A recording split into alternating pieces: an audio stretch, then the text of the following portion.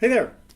I think that's what I started last week with because that was probably what I was working on. This week, I started working on resurrecting something really old and I got almost nowhere on it. I might ask you for help on that when I get back in there. I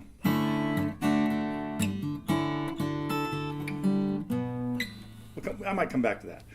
It is Friday, February 8th. Yeah, there we go. Had to do the quick math. In the new layout here, I don't have a calendar sitting right over here, but that's okay. I think it is the 8th. And it's been an interesting week around here. As you may have noticed, if you saw my Fly on the Wall with Sandy that came out, you may have noticed a new guitar and new wrist decorations that I'm trying to go without right now just for the aesthetics, I guess, of it. Not really a good idea because, well, anyway, I might talk about that a little bit more later.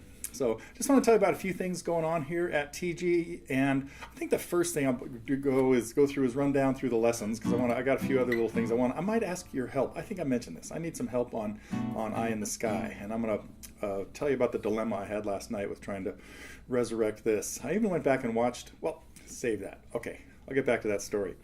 A couple things. We had some really neat lessons. I want to thank Max for bringing in a new band that I'd never even heard of course, Clean Bandit, and their song Rather Be. And then another Ben Harper tune, Forever. And Doug, this is, well, the Doug thing. It was left-hand exercises. I think I'm ready for right-hand exercises. But the doctor I saw the other day said, hold off on the exercises till you get off the steroids. So that's what's going on. There's a lot of prednisone floating around the house right here, hoping to decrease some pain. And anyway, Doug, great thing on left-hand exercises. And speaking of Doug, next week, Tuesday, February 12th, those of you in Phoenix, don't forget, the Phoenix Guitar League is at the Marriott in Phoenix, run by our good friend Bart. Doug will be the presenter there. So he'll be playing and teaching, and I heard from Bart last week that there were like 15 people there. So each time it's gotten a little bit bigger. Maybe he'll be at 20 or 25 by now. But if you're anywhere near Phoenix, you really owe it yourself to hang out with those guys and visit Doug.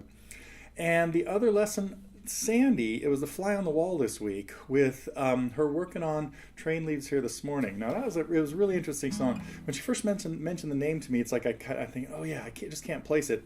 And I remembered, well, as you saw through the video, that it was on the first Eagles album, but it predates that by a couple of years, written by Bernie Leadon and Gene Clark, and when they were part of the Dillards in 1968. And it's a really interesting song because it's really easy. It's just a simple folk song with nothing fancy going on.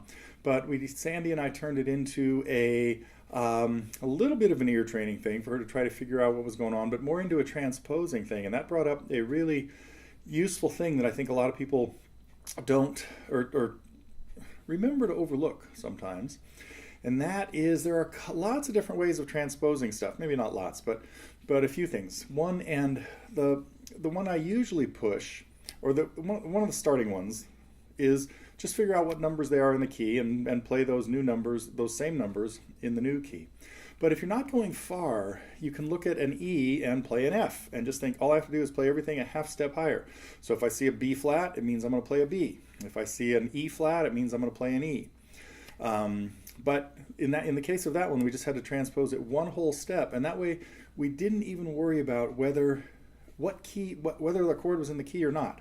Just moved everything the exact same distance, completely disregarding numbers in the key.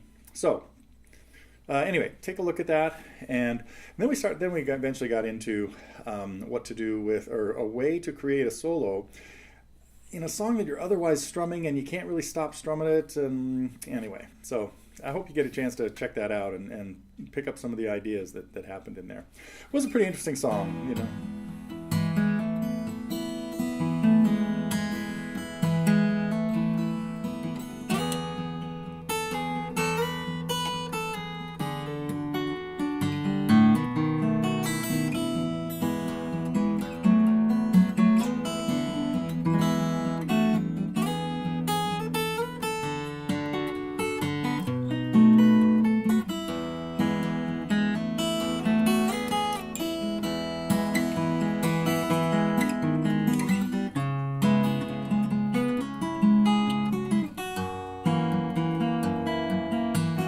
I just put in too many measures. Did you guys notice that? Because there was something a little bit unbalanced about this song.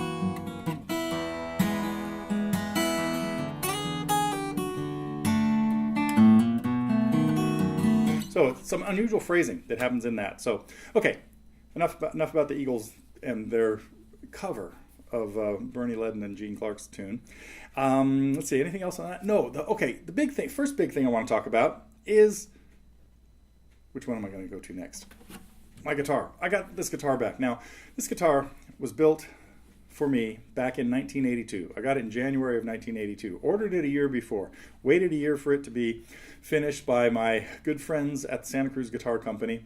And right when I got it, this was an early guitar of theirs. They'd been in business for about 5 years, and made a few of these FTCs. They're maple with a carved back. I don't know if you can't really see that too much. Let me see if I get a little closer there. But anyway, the back is carved into this contour. It is not flat, and the inside has the same contour, which means they start with a piece of wood about an inch thick and turn 85% of it into sawdust and keep the rest of it.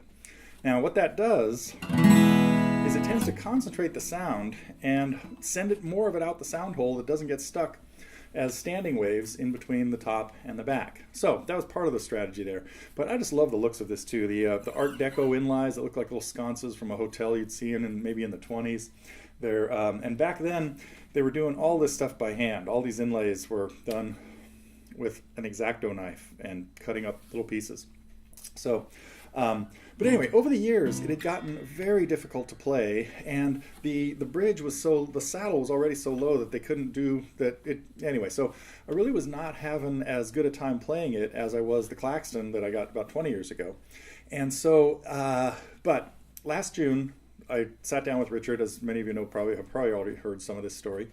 And after we just kind of caught up and ran through a bunch of old stories, he took a look at it and says, "Hey, we got to fix this up. It needs a neck reset. And since you're like the original owner, I got to do this. We're going to do this under warranty." So got the whole thing done. A 37-year-old guitar got taken care of by its maker, and it is now a joy to play. It's so easy to play. It sounds so good.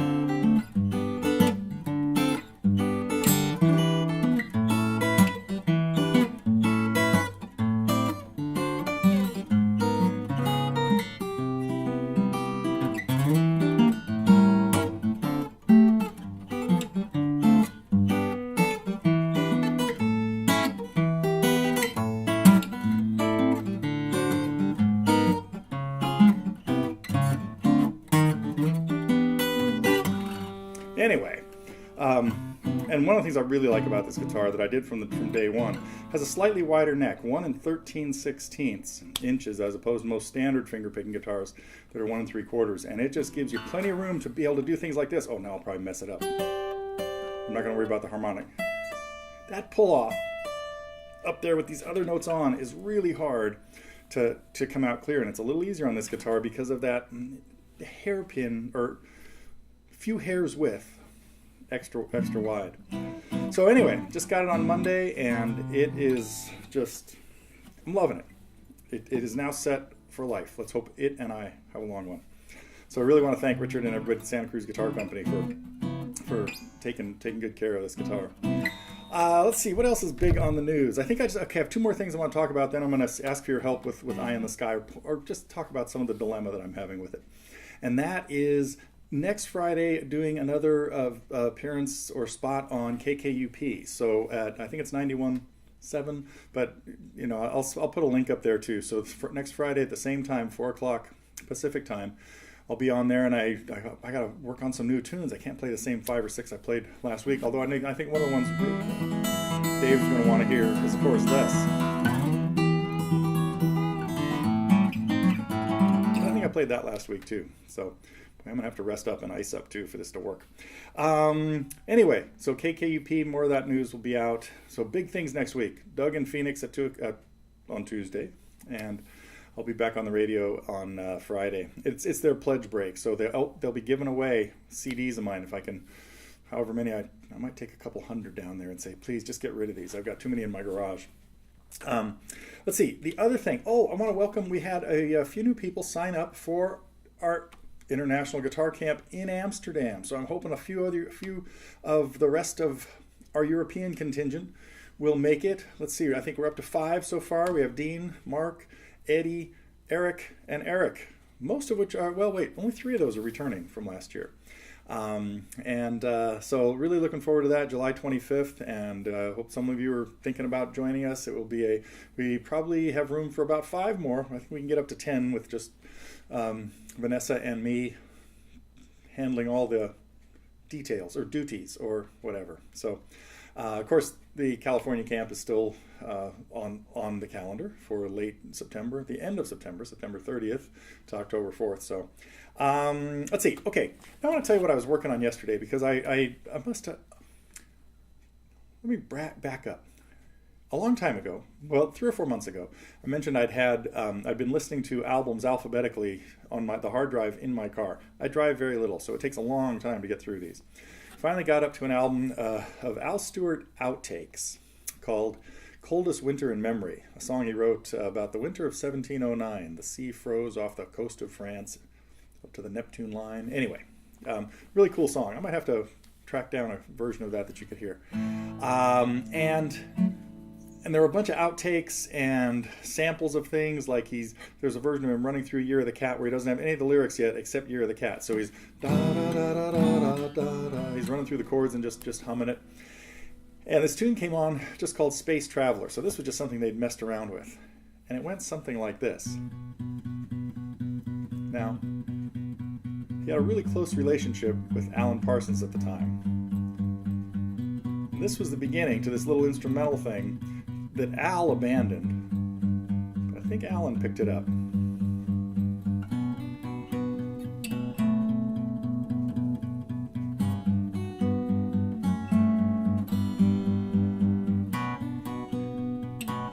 Anyway, I did a lesson on this a long time ago.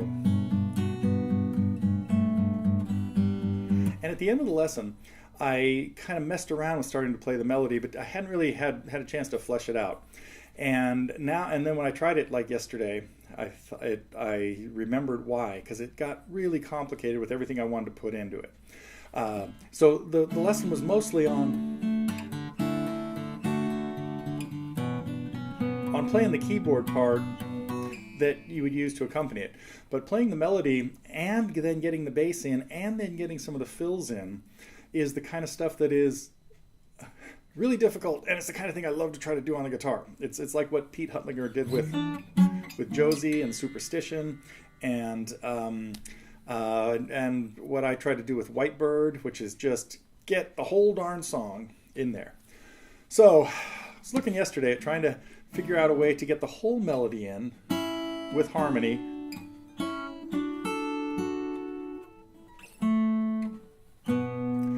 Okay, anyway, so there's the little melody, and keep the bass going. Not too difficult for the D thing.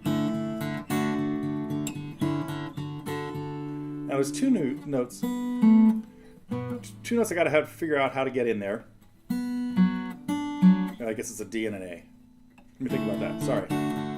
Let me tell you what the problem is that you could try to help me with. I had to figure out a way of fingering all of these notes so that the bass could be that steady pounding of eighths, and then when it gets to the B, and get the melody in, and then get in the...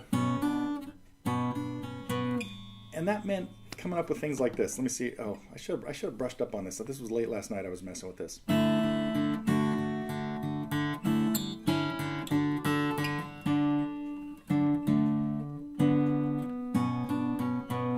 It meant like replacing notes. Like I can't just play all the D's open. The last 1 or 2 I had to move to where it was, and then get a bar on. Or it included playing a note with 1 finger and then changing fingers on it. Muriel and I talked about this a little bit. And so even the very end, doing this. Now if I just let that keep ringing and try to land on this next chord, it's going to be a little clunky. I'll show you. Here's the clunky version.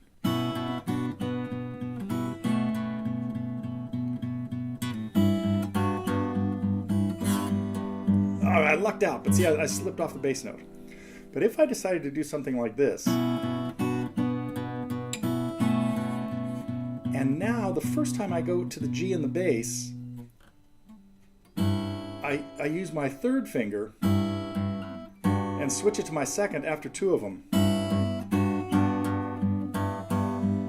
It works much better. Let's see if I can do that again. Start with my third finger. I have to go practice it. But it's bringing up this whole idea of complicated arranging that, and this is what drives me to do stuff like Bethina and things. It's like I just got to go to great lengths to make it as perfect as possible, which is, you know, like pound your head against a brick wall just for enjoyment. Okay, I might try to put together a little bit more formal video on that, explaining the problems and putting and see in there, and see if anybody wants to jump on the bandwagon of helping solve the problem of weird fingerings. There's another one. Let me see what I got so far.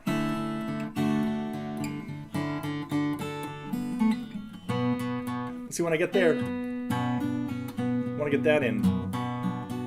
Next one's different, right?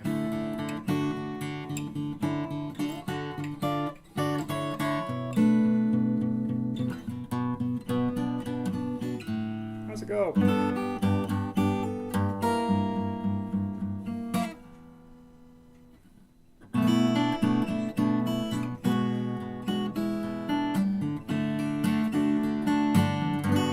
Okay, I guess I just got to go watch my lesson on that and figure it out. Okay, I have rambled on enough, and that is it for today. Big things, though, next Friday if you can get to the radio, or next Tuesday if you can get to Phoenix. And if you, oh man, upload some stuff. We got everything working, and nobody's put anything up there since the last 3 that we did a couple of weeks ago. I've heard the uploaders are still working, so would love to see some reviews. Otherwise, that is it. I am going back to my ice and prednisone.